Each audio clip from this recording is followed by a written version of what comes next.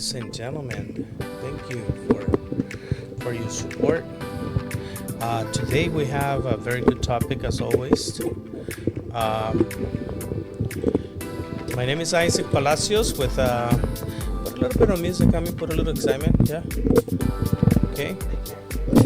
Go ahead, it's okay. Alright, so thank you so much, guys. My name is Isaac Palacios. On my right, Henry Quinteros from Maximum Fico Score.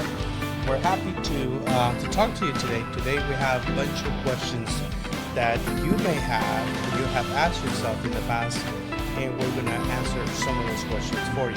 However, if you do have a question that we did not answer for you today, I would like you to send us a text, a message, contact us with any type of questions you may have today. Today we have a very good topic. We're going to talk about questions and answers. Does checking your own credit hurt your credit score?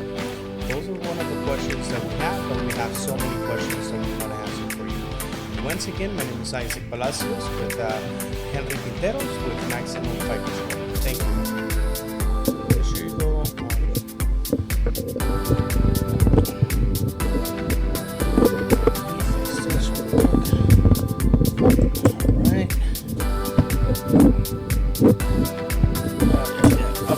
Perfect. All right, so you can hear me better, you can see me better. Yep. Thank you so much. Ok, bienvenido, Henry. Todo bien, mira por aquí. Henry ya, va a empezar vez. a hablar inglés en estos momentos. All right. So una de las preguntas que tenemos ahorita, and some of the questions that that we've been asked several times by our clients, and we want to just go over with you. Question number one: how does checking your own credit hurt your credit score? So we want to answer some of those questions. According to TransUnion on July 2017, credit literacy survey shows this. A lot of people think so. So about, in the United States, a lot of consumers actually included it in the survey, and nearly half of them are checking their own credit. However, when you're checking your own credit, you do something what is called soft inquiry on your credit report, so it doesn't affect your credit score. However, if a lender does check your credit score, that means you're gonna get something what's called hard inquiry, and it's going to show up on your credit report. Fortunately, this isn't sometimes the case when some lenders are willing to run your credit report under what's called advantage credit, which is soft credit. So as many members know that checking your credit score through Credit Karma, it's actually does not affect your credit score at all. They do something what is called a soft inquiry on your credit report, so it won't negatively impact your credit report. So now I just have other questions that I want to answer for you, and what other questions or misconceptions do people have about credit? So a lot of factors. This is what actually I was putting all these questions together, making sure that we are going to be able to answer any of those questions for you. And I want to go over real quick before we bring Henry in. So the factors that actually make up your credit score. This may be a little different from what you think. The reason why may be different because everybody has different type of accounts or different lenders reporting on your credit report. But let's dip a little bit deeper into this type of questions that we have. How is your credit? So one of the questions that we asked our clients, how is your credit? For most people don't realize that their credit score changes every month. So for example, if you adding more debt into your credit score more likely will go down. If you're paying off debt, your credit score more likely will go up. So credit bureaus, they have 30 days to report. All the creditors, they report instantly a new debt on your credit report or whenever you use your credit card. So remember, one of the biggest mistakes that most people do is they run your credit report and you don't know who is running your credit report. So don't give up your personal information first for companies to be running or checking your credit report. And the reason why, because most of the people that we help, they either want to buy a car, they want to buy a home, or they want to refinance the current mortgage that they have, or they want to refinance the current car loan that they have. So this is very simple, right? This is very simple, and the sense of how most people really are willing to help others. So I wanted to give you the heads up, okay? Bienvenido, Henry. Bien, mira, ¿cómo estamos? Estamos viendo que hay bastante información ahora, bastante trabajo por comenzar a comentar y comenzar a ver cómo es que lo podemos ir trabajando, ¿verdad? Sabiendo que una de las primeras preguntas es cómo es que daña revisar tu revisar el reporte de crédito, si es que afecta o no tu reporte de crédito, ¿verdad? Y creo que más que afectar es un tema de un hábito que tenemos que comenzar a construir, ¿verdad? Para poderlo revisar, para poderlo saber lo que estamos, cómo es que tenemos, cuál es el camino que hemos estructurado, si hemos cometido no es cometido un error, sino que si es que se ha actualizado mal nuestra información y cómo podemos solucionarlo, porque esos tipos de problemas son los que van afectando nuestro reporte, nuestro score y sobre todo nuestro reporte de crédito, ¿verdad? Ok, perfecto. So, la mayoría de gente es realmente una pregunta sencilla, ¿verdad?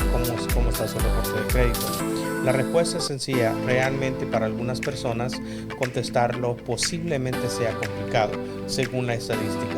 El reporte de crédito, que es aparte de eso tu puntaje de tu reporte de crédito, es decidido si es que usted lo aprueba por un préstamo, sí o no. Realmente para la mayoría de las personas su sueño es realmente poder rentar una propiedad, comprar una propiedad o comprar un carro.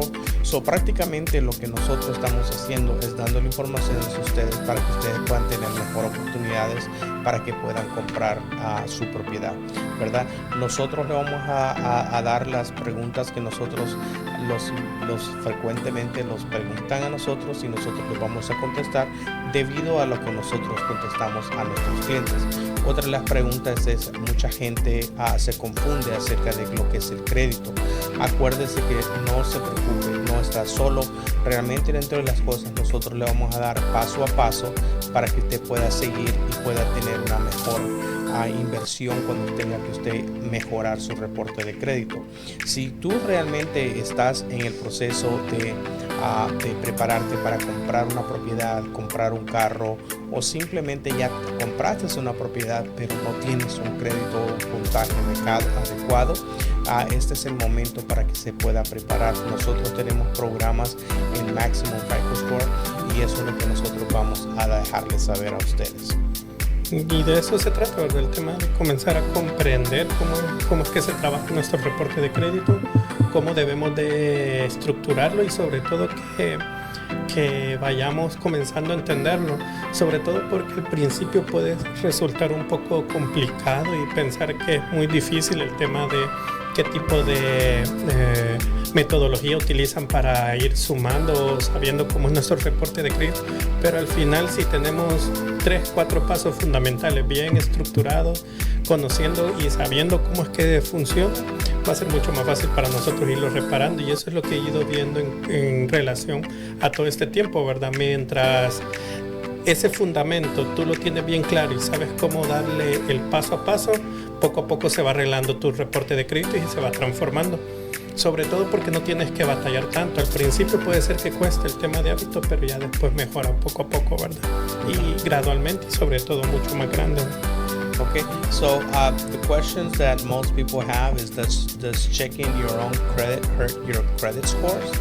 The short answer to that is no.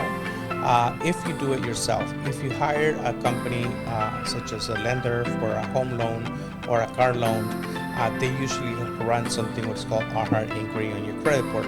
But soft inquiries like Credit Karma or when you use annualcreditreport.com, it does not affect your credit score. Just once again, it does not affect your credit score. Lenders have application checks for hard inquiries and can actually impact your credit score up to 12 months. So I've seen a lot of people, they have more than 5 hard inquiries on the credit report. If you're doing it within 12 months, it's not as bad. But if you're doing it within the 1 month, within 30 days, hard inquiries, that actually is going to affect your credit score. So the impact that it does on your credit report, it varies, depends on what company does it or how often you've been doing it.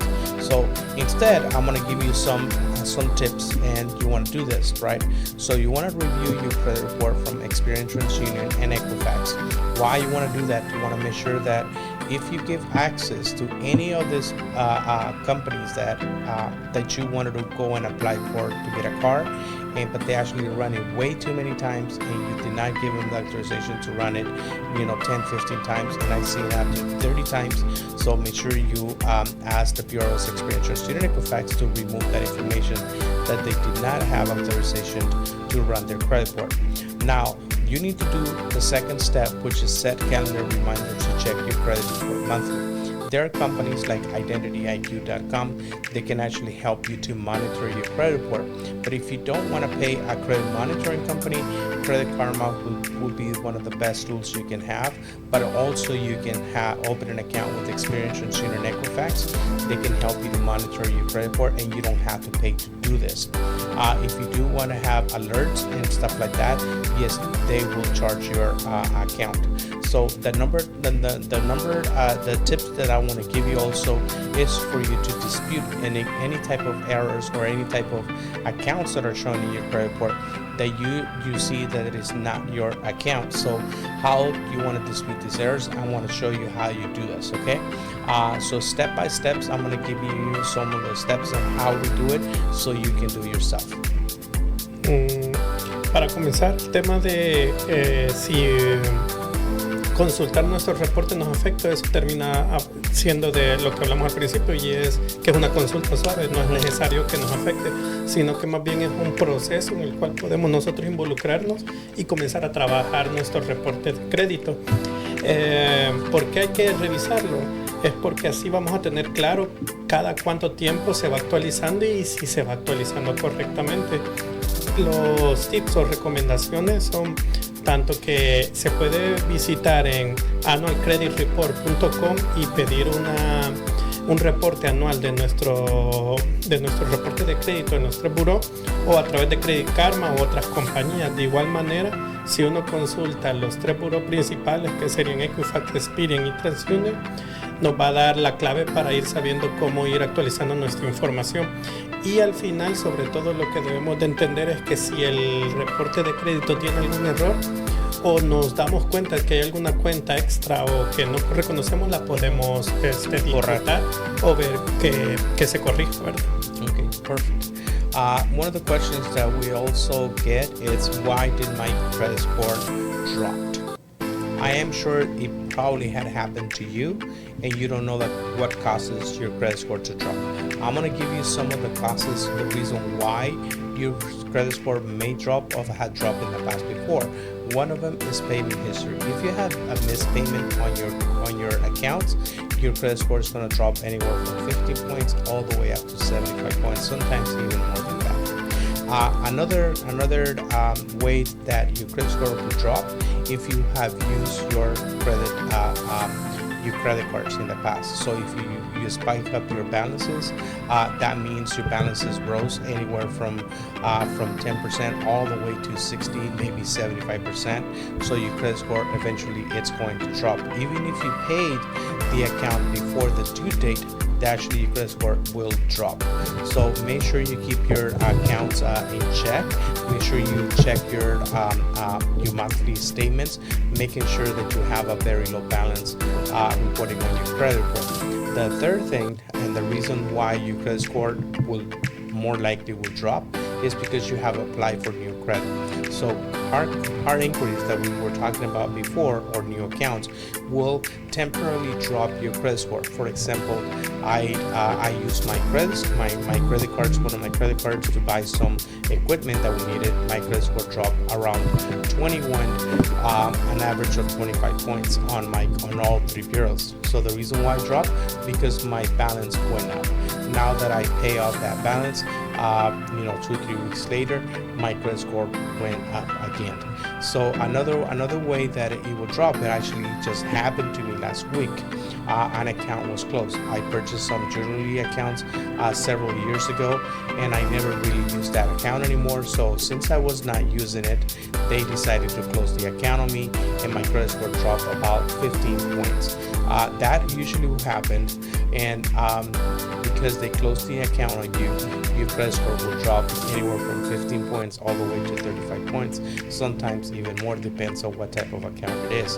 So remember, if you do have any negative accounts on your credit report, that will also trigger to drop your credit score.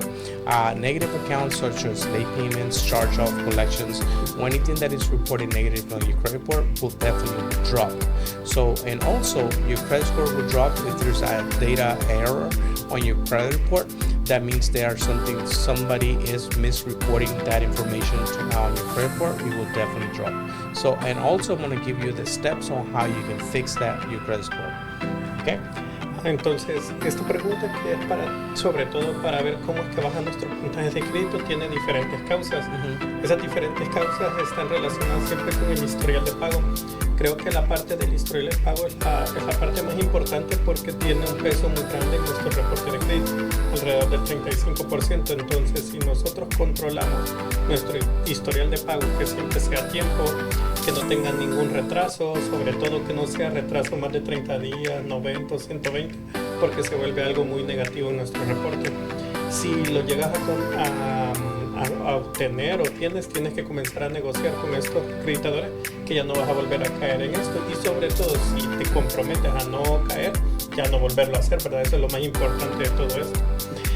El aumento del uso, que es otra de las causas, te da siempre la importancia de que debemos saber cómo utilizar nuestro crédito, pero al mismo tiempo pagarlo, ¿verdad? No es solo utilizarlo por utilizarlo, sino que saber la manera de cómo utilizarlo, irlo trabajando, y tenemos la oportunidad de pagarlo, es mucho mejor. Si logramos pagarlo antes de la fecha límite o de la fecha de corte, nuestro puntaje puede ser afectado en un tiempo, pero mejorado posteriormente. Los nuevos créditos o consultas a veces dañan, sobre todo cuando lo estamos haciendo repetidamente y en un corto periodo de tiempo. Eso es lo que nos da siempre el error más grande. Entonces tenemos que saber controlarnos en el tema de cómo abrir nuevas cuentas, y sobre todo abrirlas con un objetivo fundamental o principal, ¿verdad? No solo ir a preguntar por preguntar. La actualización el cierre de las cuentas también es algo negativo, porque si comenzamos a cerrar cuentas que son cuentas de bastante tiempo, acortan nuestro reporte de crédito, y el acortar o tener un tiempo pequeño hace que nuestro puntaje baje. Mientras si mantenemos cuentas positivas y de bastante tiempo, aumentará nuestro puntaje. Cuando cae en el tema de positivo y negativo, también es algo importante. Si comenzamos a tener cuentas negativas, va a ir bajando nuestro puntaje. Y al final, el tema de los errores de datos. Siempre hay que actualizar nuestra información, hay que estarla chequeando y revisando que nuestros datos sean los correctos, que los acreditadores hayan agregado nuestros nombres correctamente bien, para que esto no dañe nuestro reporte, ¿verdad? Okay, perfecto. So now that I gave you the reasons why your credit score dropped, I'm going to give you also that recipe for you to make sure this is how you're going to fix it. So step by steps. One of the things that we always do is pull your credit report, a brand new credit report. That credit report will include all the accounts of creditors on that credit report that you want to check on. And your credit report you're going to be pulling up from, it's identityiq.com, or you can just get it from annualcreditreport.com, and you're going to get it from Experian, TransUnion, and Equifax. So once you pull your credit report, the second step you're going to do is compare over the month of changes. If anything that it's on your credit report, you need to bring it to attention and make sure you dispute that information. You're also going to check number 3, it's pay cards. Most people recommend 30%. I do recommend less than 10% of each limit. That means ideally I want it to be around 10% or less, and the reason why, because the lesser you have it, the better it is on your score. And number 4, if you don't have automatic payments, I like you to please set up auto pay for minimum payments. That means is to protect the monthly payments. history, so you will never go into default of any of those loans, because we already know that if you make a late payment to your credit report, it's going to hurt your credit score. Number 5, this is something that you should do if you have any type of errors on your data or any information on your credit report. That means you're gonna dispute any type of inaccuracies under the FCRA. More below, and I'm gonna give you more information regarding about how we're gonna fix that. Okay. Ok, entonces si hablamos del tema de cómo solucionar esta bajada, tenemos una receta o un método para poder hacer esto, ¿verdad? Y son estos 5 pasos que son muy fáciles. Primero, sobre todo, lo más importante es solicitar nuestro informe de crédito actualizado para las 3 agencias principales, TransUnion, Equifax y Experian. ¿Por qué? Porque así vamos a saber qué es lo que está bien y qué es lo que está mal. Así vamos a tener un panorama de qué es lo que está sucediendo ahorita. Después hay que comparar los cambios mensuales o los cambios mes a mes. Si ya contamos con esta solicitud de mes a mes de ir pidiendo nuestro reporte, vamos a ir viendo los diferentes cambios que tienen, el aumento o el decremento del puntaje, y eso nos dará la pauta para saber qué disputar y qué no. Otro de los pasos es el tema del uso de nuestro crédito o nuestras tarjetas. Por lo general, y la regla es que usemos el 30%, pero esto nos dará nada más un porcentaje de puntaje relativo. Si bajamos ese uso a un 10%, y en eso hay muchas técnicas, sobre todo es o pagar el uso que tenemos o también solicitar aumento de nuestro crédito. Entonces, si hacemos que ese 30% de uso baje un 10%, eso hará que nuestro puntaje comience a subir mucho más rápido, ¿verdad? De ahí está el tema de configurar automático los pagos mínimos, sobre todo por el tema de no olvidar que debemos de mantener un historial de pago positivo siempre. Entonces, si logramos configurar esa parte de pagos automáticos, nos dará la pauta para no olvidarnos en algún momento que algún pago, y que ese olvido y ese tema de que un pago no caiga en el tiempo nos dé un decremento, ¿verdad? Y por último, el tema de reclamar o disputar cualquier error. Esto, recuérdense que siempre por la ley de derecho del crédito, la FCRA, nos da la oportunidad de poder disputar cualquier información que no tengamos, que no estemos seguros de que sea nuestra información o que no esté correcta, sobre todo el tema de nombres o el tema de duplicado. Hoy que estuvimos haciendo las actualizaciones, vi que, ayer que estábamos haciendo las cartas, contestando a los acreditadores, o donde te das cuenta de que la compañía de colección te está cobrando una cuenta, pero en tu reporte de crédito aparece ya duplicada, ¿verdad? Porque bastantes colectores han ido publicándola sobre tu reporte. Entonces, ese tipo de problemas o cuentas negativas que están en tu reporte, siempre es bueno disputar para que se vayan eliminando y que te quede la que sí te corresponde, no el duplicado de todas las cuentas, ¿verdad? Okay, so Henry, one of the questions that we also get from our clients is FICO scores versus Credit Karma score, and what's the difference? So a lot of our clients they get the app with Credit Karma, right? But they also go to the bank and they say, well, your credit score is much less than what you have. So I'm gonna give you the reason why, because Credit Karma typically shows what is called Vantage score. That's the soft credit score, while many lenders use what is called FICO version, that is a FICO 8, FICO 9, or FICO Auto or bank cards, which is different from the Vantage Credit Karma score.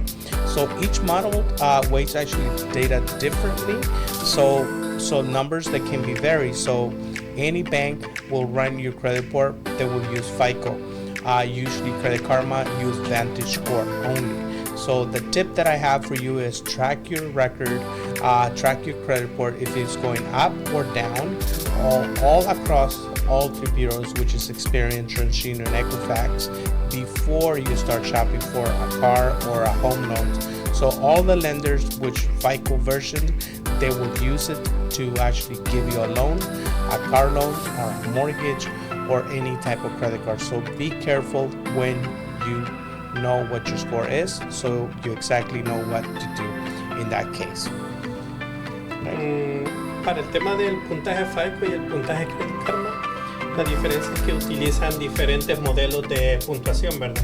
Está el modelo FICO y está el modelo Vintage. El modelo Vintage todavía no lo entiendo muy bien. Si tú me llegas a explicar. Es soft. Ok. Ajá.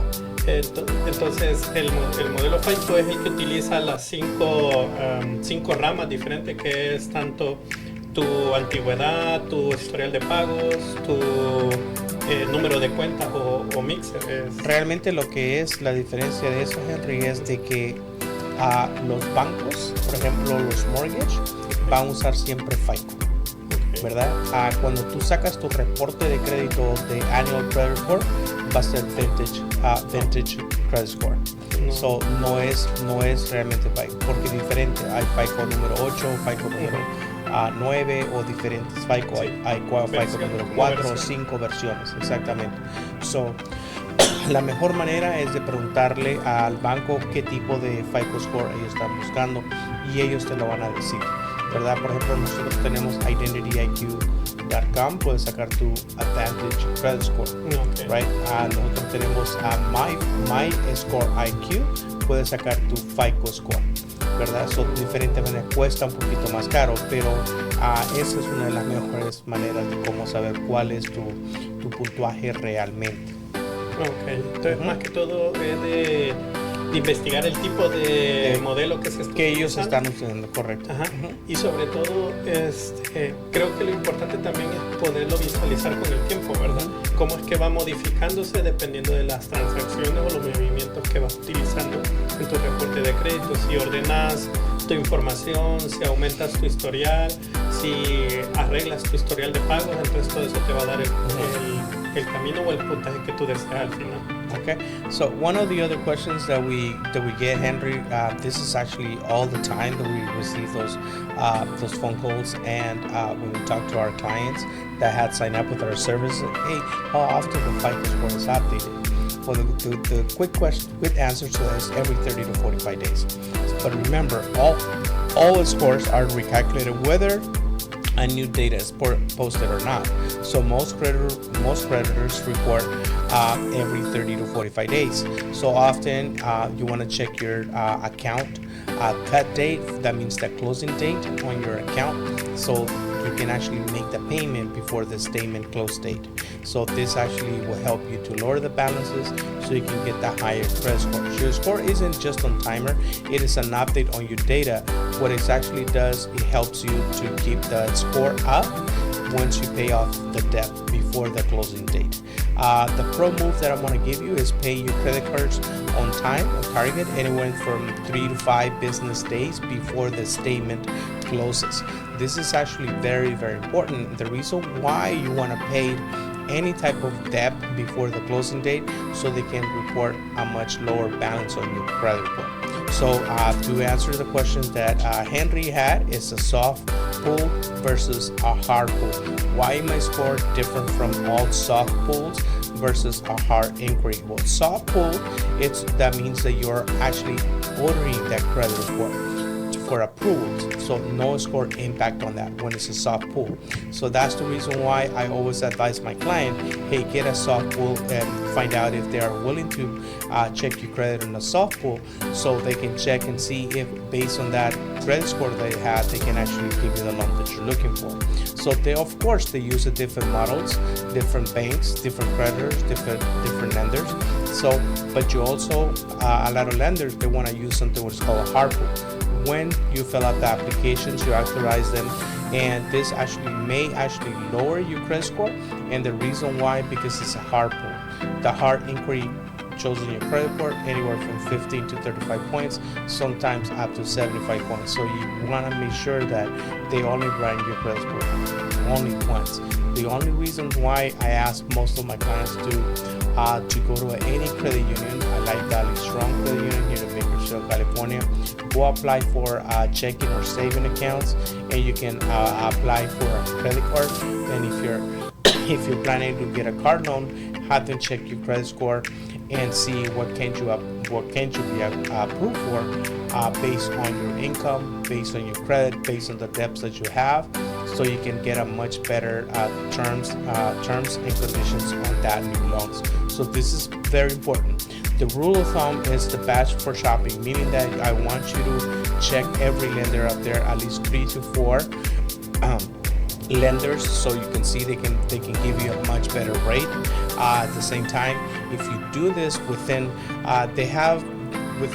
3 to 5 business days, it will actually not hurt your credit if you're doing it within those time. They say 30 days, but I seen your credit score get hurt when they do it more than 3 times within 30 days period.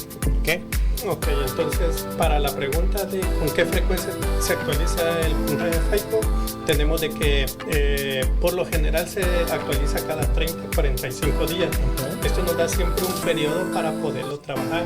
Creo que lo más importante aquí es que debemos de entender que esos 30-45 días es un periodo de tiempo para que haya una actualización de información cuando uno pide cuando uno disputa y pide la validación de la información, las mismas compañías tienen ese tiempo para trabajarlo. Entonces por eso se necesita ese tiempo para poder actualizar el puntaje FICO.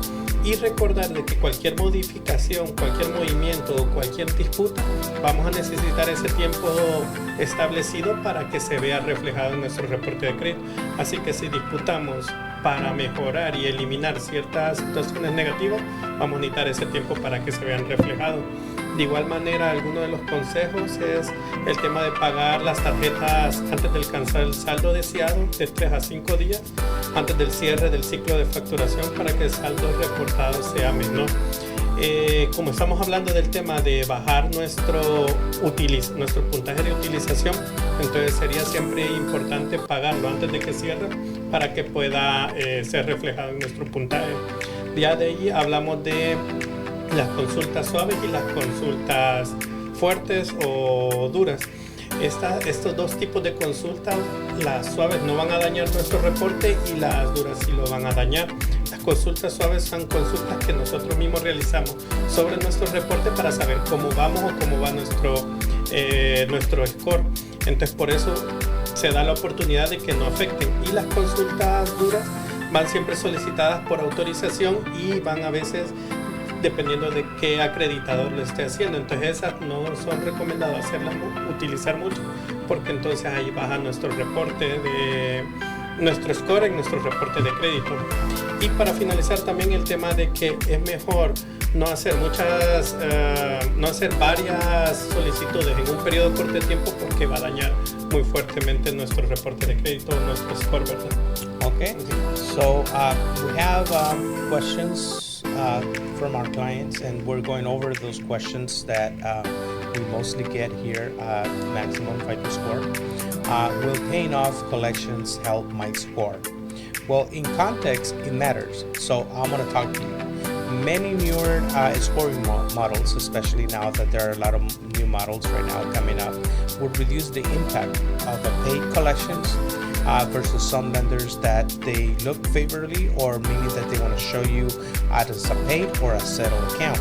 So you want to make sure that that when you're paying at collections, one of the best tips that I can give you is that to get a deletion letter from that creditor before you pay. Of course, a paid collections will show better on your credit report versus a non-paid collection on your credit report. However, most people believe that paying off collections, your credit score is just going to show, won't go up anywhere from 30 to 100 points. That's not the case, my friend.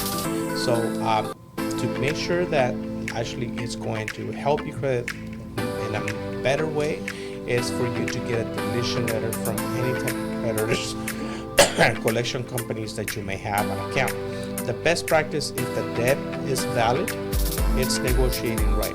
That's one of the things that we do for our clients. If the debt is valid, then we try to negotiate that debt at a 25% of the total debt. It will go all the way to 50% sometimes. It depends how badly you want that credit score. Also, the number 2 is politely request a paper delete letter. This is something that is not guaranteed, but I promise you that if you're polite, if you know how to ask, if you know how to negotiate that debt, they will actually give you that what's called a paid for delete letter. Also, number 3 we want to make sure that you do this best practices in the sense of keep proof of every payment that you make or any type of settlement that you have for underwriting. So a lot of people unfortunately just give the creditors their bank account or their credit card account so they can charge that debt, but unfortunately they don't keep records of it. So we never advise you to pay a debt that isn't yours. We want to make sure that the account is actually validated, and we go through the process what's called the FDCPA, the Fair Debt Collective Practices Act. Make sure that all that information actually applies. So I'm going to give you a little bit more details on that based on that information that I just gave you. So bottom line, do not pay collections unless it is yours and unless you can actually negotiate that collection that you already verified, so they can actually remove it completely off your credit report from Experience, TransUnion, and Equifax. Ok, en el tema de si ayudará a mi puntuación el pago de una cobranza, depende del contexto, y hay en algunas oportunidades que sí y en otras no tanto. Pero lo que sí sabemos es que ahora los modelos recientes sí muestran un impacto positivo en nuestro puntaje de crédito si logramos tener pagadas esas cobranzas tarde, ¿verdad? Entonces lo más importante aquí es siempre tener un método de práctica para que esto resulte de buena manera, y esto da en el tema de si una deuda es válida, negociarla por escrito.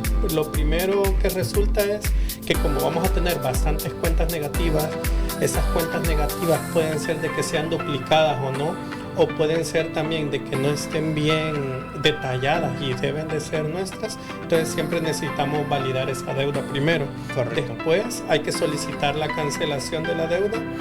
No es garantía, pero sí es necesario solicitarla, porque esto nos va a dar la pauta de lo último que decía, y el tema de no pagar ninguna deuda que no esté validada y que no sea nuestra. Y al final, cuando ya has negociado con esta parte, está en el tema de guardar el comprobante de liquidación, y esto nos ayudará para siempre tener un registro de que sí se han realizado, sí realizamos lo que nosotros dijimos y las compañías hicieron lo que ellos no acordamos, que es el tema de borrar una deuda o una cobranza que esté en nuestro reporte de crédito, ¿verdad? Okay, perfect. So moving along with the questions that we have, because we only have X amount of time, so we want to go a little bit faster. Okay. The questions that I usually get to is, should I close a credit card or that I don't use? The short answer is no, please don't do that. And there is a reason why. I know that there is an annual fee to keep that credit card, but you can negotiate the annual fee for most of the credit card companies that you have. So the reason why you don't want to close an account is closing a card can actually reduce what is called available credit, raising your utilization. So when you close an account, just like it happened to me, and I started saying this that about a week ago, a company, Synchrony Bank, closed my account that I did not use for a year or two. I totally forgot about that card. I didn't have any balance. I did have what is called that automatic payments, so I was never late on that card, and I think it was like $10,000 credit limit on it, but they decided to close it. Unfortunately, they don't give you a call and say, hey, Mr. Palacios, should we cancel this account or you want to use it? They just close it on you. So the best advice that I can give is for that doesn't happen to you, make sure you use your credit cards at least once a year. So over time, it does affect your credits when you're closing an account. So because it kills the age of any accounts. So instead, keep it open. This is the tips that I'm going to give you. Keep it open, right? And only charge small charges on your credit card, and do the auto pay just like I do for all my credit cards, matter of fact. So, and also what you can do is ask for a credit limit increase. This is without a hard pull. This is something that you can actually do with all your credit card companies that you have, is ask them. If you have a credit card open for more than 6 months, ask them, hey, my name is Palacios. I have an account for 6 months or whatever time you have the account opened. I only have $1,000 credit limit on this. I'd like to see if you can qualify me to get $10,000 on my credit card. More likely, they're not going to give you $10,000, but they're going to give you at least $2,500, maybe $5,000 on it. Ok, para esta pregunta, y la contestamos un poco rápido, el tema de cancelar una tarjeta de crédito si no se utiliza. Y recuerden que todo está basado en el tema de cuán grande es nuestro reporte de crédito. Si cancelamos estas tarjetas que han tenido un tiempo ya considerable, 5, 6, 7 años, entonces al cancelar estas tarjetas estamos acortando nuestro reporte de crédito y por eso nos va a dar un puntaje negativo si la llegamos a cancelar. Entonces relativamente no es necesario cancelarla, sino que hay que darle un mantenimiento, un uso relativamente moderado para que nos vayan ayudando a este trabajo. Y lo último que decías en el tema de negociar después de haber utilizado y después de haber tenido nuestra tarjeta de crédito por unos 6 meses y que la hayamos utilizado de buena manera, es decir, utilizarla y pagarla a tiempo y no mantener un saldo alto, podemos solicitar que aumenten nuestro crédito y eso nos va a ayudar a que también el tamaño de nuestro crédito se aumente, posiblemente la utilización baje y de esa manera tengamos mejores puntajes en nuestro reporte de crédito. Okay. And one of the challenges that most people have, Henry, is not knowing what affects their credit or how it helps their credit. So the question that we have the most is what matters the most for my scores. Remember that payment history is 35%, so you never want to miss a payment or the due date, what is called. Something that I always talk on all the videos when we're talking about tips is always make your payments automatically auto paid. That's 35% of your payment or your credit score. Remember, if you miss the payment, it will definitely hurt your credit 35% or whatever score you may have. Number 2, the most, how are you going to increase your credit score? Credit utilizations. You want to keep your credit utilization between 9 to 30%, but never more than 30%. And the reason why you don't want to keep it more than 30%, not only the high interest that you're going to pay for that debt, but you're also going to be in debt and you're more likely it's going to take you a long time to pay that. But why you want to carry so much debt on your credit card when you can actually pay that debt? So remember, if you have X amount of dollars in the bank account, but you have a credit card still open, do your best and pay off that credit card balance as soon as possible. The reason why you're paying high interest rates on the card, anywhere from 18% to 30%, so it's not worth it to carry a high balance on the credit card. So also the third thing that we always advise your client, hey, remember, age of your credit is 15%. We were talking about not closing those accounts right earlier. So why it's important for you not to close in accounts? Because you have credit age. So the longer you have keep that accounts open, and for example, for myself, I have a little bit over 9 years since I have not missed any payments on any of my credit cards that I have. And I have roughly about 22 accounts that are open between personal and business. New credit cards is 10%. So avoid unnecessary card inquiries. So if you don't really need that credit card, don't apply for it. I know that the Christmas and all this time for shopping, it's gonna come actually just around the corner.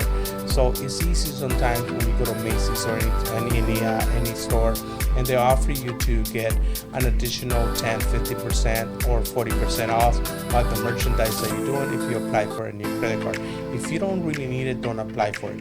I know you're gonna be saving a little bit of money right there and there, but it's not worth it. The reason why, because you're gonna be more in debt if you already are in debt with few cards. Instead of that, pay off your credit card, bring your balances down as soon as possible.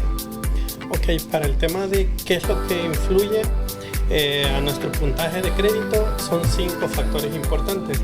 Los primeros 2 son los más importantes, sobre todo porque entre ellos 2 hacen más del 50%, es decir, el 65% de nuestro puntaje de crédito va en relación a ellos. Para el historial de pago es un 35%. Ese 35% en nuestro historial de pago es muy significante y por eso es siempre debemos de tener un cuidado importante de pagar a tiempo nuestros compromisos, ¿verdad? ¿Cuál es una de las técnicas que recomendamos siempre? Es configurar un pago automático mínimo para que no se nos olvide y que siempre ese pago nunca salga o quede evaluado como un pago tarde. El segundo factor importante es la utilización del crédito.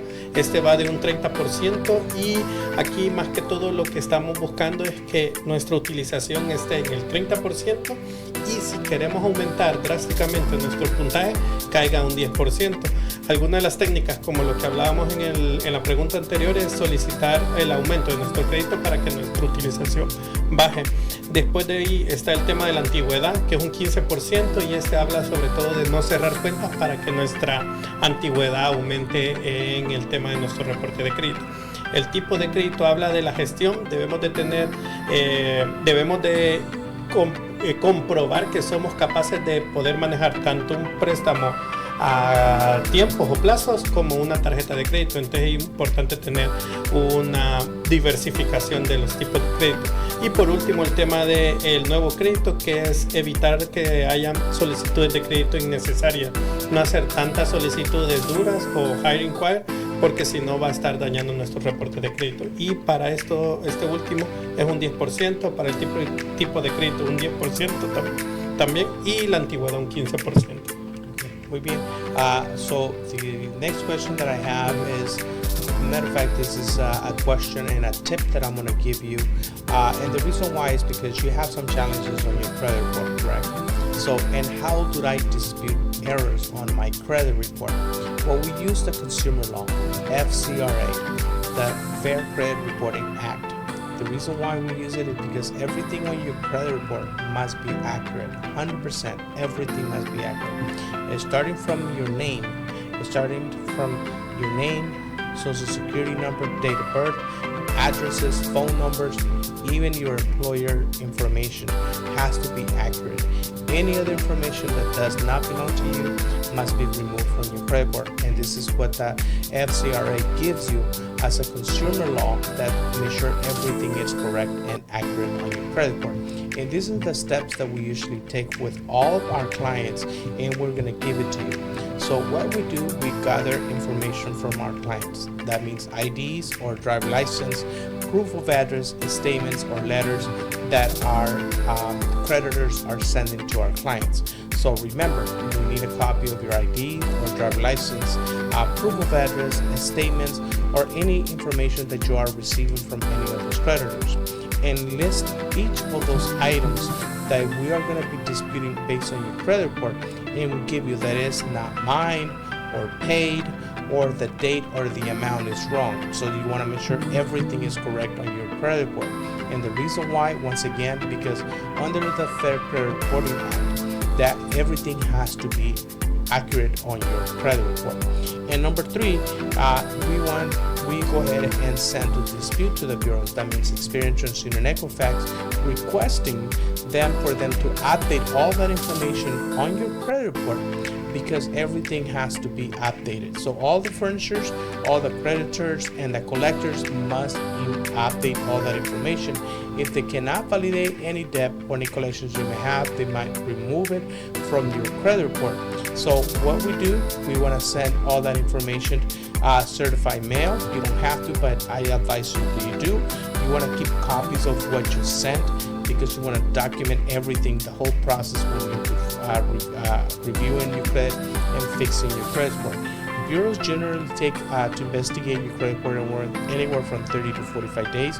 So be patient, be persistent through this process. And the reason why we're gonna tell you this, because we had a client a few months ago that came to us, and actually we did a podcast about that student loan went down close to 200 points, right? And the reason why, because they were in the process of changing the department of education, but he never really made any late payments on his credit report. So now all those accounts that are removed, deleted from his credit report, now it's updated to everything. So now his credit is almost 800 nowadays.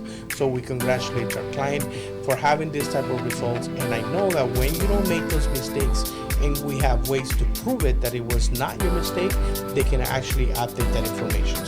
one of the key factors that we use, the FCRA, references to three type of laws that we usually use. One of them is 611, 15 USC, 1681I. This is the dispute the process and reinvestigations of any type of accounts that we have. The second one that we use, the 609, which is the 15 USC 1681G. This is the right for you to file disclosures. And number three, the one that we use the most as well, is the 623, which is the 15 USC C and 1681 S2. This is actually the duties to furnishers to report the information accurately. And this is when we know for fact that they're using that information and it's not accurate. So we use this as a reference to all of our clients, and you can use it too. If you want to know more about how we do this, we can actually send you this information so you can do it yourself. Ok, para el tema de cómo de cómo trabajar una disputa, tenemos que recordar que siempre estamos bajo la ley y estamos utilizando la ley sobre el reporte de nuestros datos justos. Eso nos ayudará siempre a trabajarlo de una manera ordenada y sobre todo con la oportunidad de saber de que estamos protegidos a través de una ley, ¿verdad? Necesitamos mantener siempre, hay un proceso y hay unos pasos. Necesitamos mantener siempre el tema de obtener toda nuestra información y cómo tener prueba de la diferente información personal de nosotros, tanto como la ID, tanto la licencia de conducir o también una prueba de nuestra nueva dirección y dónde está nuestra información. Podemos disputar cada dato y podemos disputar cada ítem, y ese ítem negativo se puede disputar de una manera donde nosotros determinemos si no es de nosotros, si ya está pagado o si tiene alguna información errónea que nosotros queramos que la corrijan y ver si de verdad es nuestro ítem o nuestra deuda que está hacia nuestro reporte, ¿verdad? Mandar estas disputas a través de los tres burós más grandes, Equifax, Tracción y Experian, y hacerles ver de que nosotros a través de la ley nosotros podemos disputar y pedir la validación de cada uno de estos ítems. Después está el tema de certificar y ver que debe de pasar por lo general 30 días para una contestación. Nosotros debemos de pedir que en esos 30 días nos contesten y vean si la información solicitada está correcta. De esa manera, si está de una buena manera la información, nosotros vamos a poder o eliminar o después verificar si es necesario nosotros que darle el tratamiento a la información. Y por último, hay unas referencias que está la ley 611, que está referenciada a la 1681I, y esto nos ayuda a que podemos disputar cualquier información que nosotros o investigar cualquier información que nosotros no tengamos conocimiento o que no estemos completamente seguros que sea nuestra información. Está la 609, que esa está referenciada a la 1681G, y esta nos da que podemos disputar de una manera segura toda la información. Y la 623, que esa está referenciada a la 1681S2, y ese más que todo para el tema de que nosotros tenemos la oportunidad de disputar cualquier reporte o cualquier información que no sepamos que sea buena de nuestro reporte, ¿verdad? Hey, thank you so much, guys. For our Maximum Fico Score, Isaac Palacios and Henry Quinteros would like to thank you. We are going to speed up a little bit the process of how we're doing. I know for a fact in the last 30 minutes we have given you all the tips that you can possibly have for you to fix your credit. Now one of the questions that I get, and we're going to go a little bit faster on this one, Henry, okay? Because we only have 15 more minutes left. How do I make a debt collector prove it that I owe a debt? Well, there is something, a consumer law, it's called the FDCPA. This is under the Fair Debt Collection Practices Act, the FDCPA, that you can request something what is called a debt validation. So within 30 days, the debt has to be validated, and you have to send this letter to that creditor who's asking you for you to pay or harassing you to pay. So they must provide details to verify the debt. Collectors, they cannot harass you during this process. They cannot use what is called deceptive tactics, and also they cannot discuss any of your debt with anybody else. These are the steps that we actually take for us to validate the debt. So we send a written validation request within 30 days. We need to get that information from our creditor. They don't send us this information back. They must remove it from all three bureaus, which is Experian, TransUnion, Equifax. So now ask the name of the original creditor, itemized amount, and documentation. This is very important because a lot of people, when you're asking or writing that debt validation letter, you want to make sure you ask the name of the original creditor and itemize the amount, and also any type of documentation that it can possibly get. If they cannot validate that debt, they must remove it from your credit report, and they need to stop all the collections and steps that they're using. One of the key factors that we always use is that 80915 USAC 1692G. This is to ask them to send us a validation of debt. All right. So the next question that we get is, why should I use if I'm a victim of identity theft? I know this happens to most of us, right? It happens to me when I was 19 years old. So what you want to do, make sure that you do what is called place a fraud alert with the bureaus. If they notify through all three bureaus, it's even better when you do it yourself. Consider a security freeze. We actually do a security freeze on the SAT bureaus, which I'm going to give you all the names for it. And you can text us or email us or just simply ask them questions. You also need to file with an FTC identity theft report, and you can do it. You can do it on this website. It's called identitytheft.gov. Also, you want to dispute any type of fraudulent accounts under the FCRA 1605B.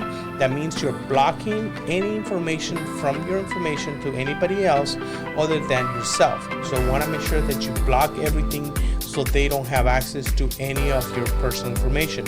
And you also want to create a documented timeline and keep all the correspondence simple. Very simple, okay? So this is steps that we usually take, and we also wanted to show you the best ways you can rebuild your credit safely. We already talked about, Henry, about one-time payments. Make sure you make your payments on time. Make sure you automate all the payments that you have for any of the credit cards you have. We're asking you, if you want to increase your credit score rapidly, you can actually lower the balances of all the credit cards that you have. And the reason why you do that is because you want to increase your credit score and your debt actually goes down.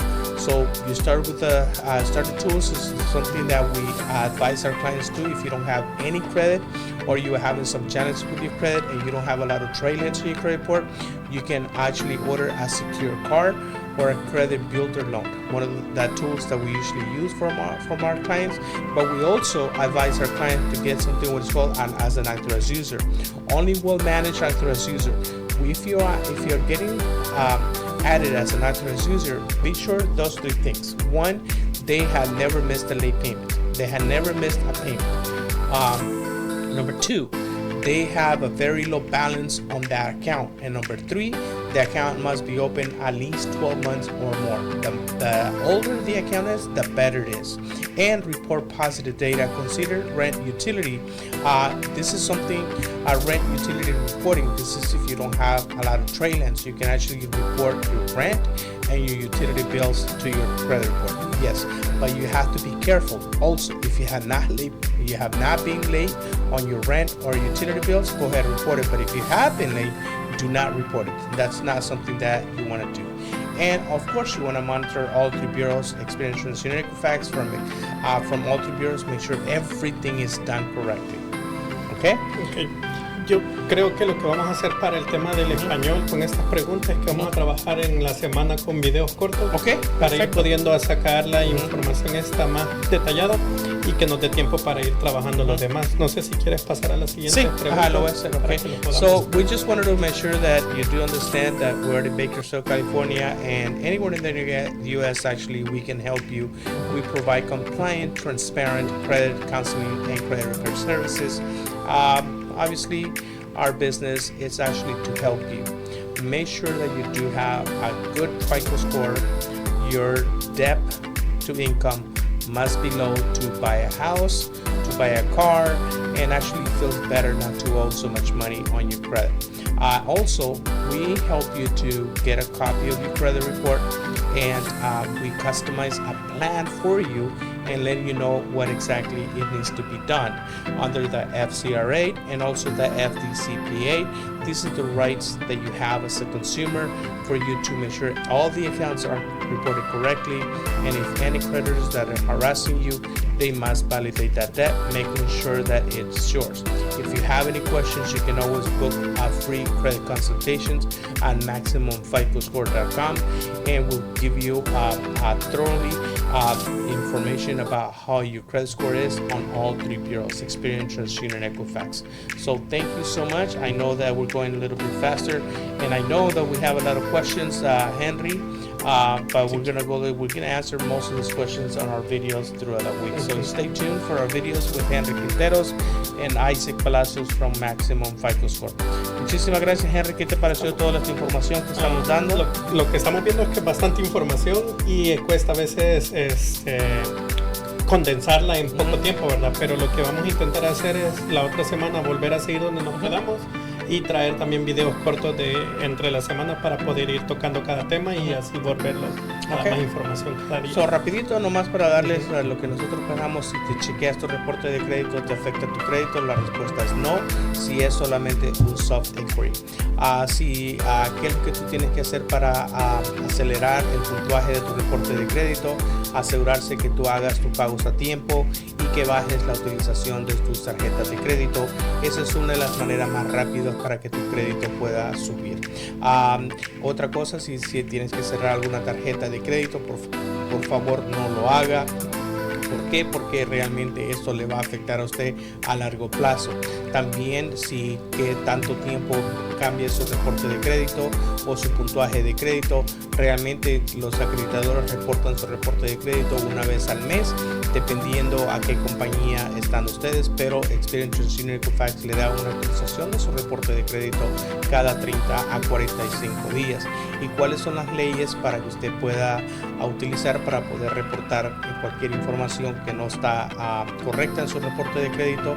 Tenemos la FCRA, que es el 611. También otras preguntas es qué es lo que nosotros podemos hacer realmente aquí en Maximum Fico Score. Lo que le damos es incrementar su reporte de crédito, borrar información lo más pronto posible para que usted pueda tener un crédito saludable. Entonces prácticamente esta es parte de la información que vamos a trabajar y lo que tenemos que hacer en los videos poco a poco, ¿verdad? Perfecto. Muchísimas gracias. Thank you so much, guys. I really appreciate it. My name is Isaac Palacios with Henry Quinteros on Maximum Fico Score. We're going to be talking a little bit later. If you do have any questions or concerns, we would love to answer any questions you may have. Thank you. May God bless you. Gracias, estamos en contacto. Muchas gracias, señores y señores. Les agradecemos mucho de parte de Henry Quinteros y Isaac Palacios de Maximum Fico Score. Gracias por su ayuda.